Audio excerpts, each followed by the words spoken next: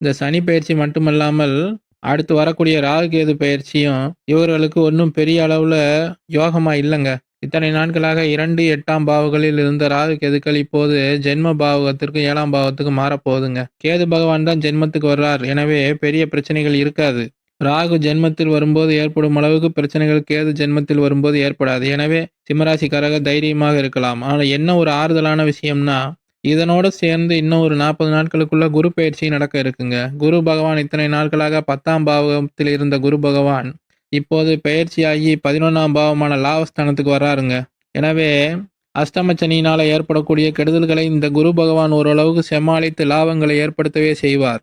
ஆனாலும் கூட இந்த குரு பெயர்ச்சியானது ஒரு 6 மாசத்துக்கு தாங்க இருக்கும். அடுத்ததாக குரு பகவான் 12ஆம் பாவத்துக்கு பெயர்ச்சி ஆயிடுவார், விரயஸ்தானத்துக்கு. அப்போது வெளிநாடு, வெளி மாநிலங்கள் போன்ற தூர இடங்கள்ல சென்று வேலை செய்வது போன்ற விஷயங்கள்லாம் சிம்மராசிக்காரர்களுக்கு ஏற்படுங்க.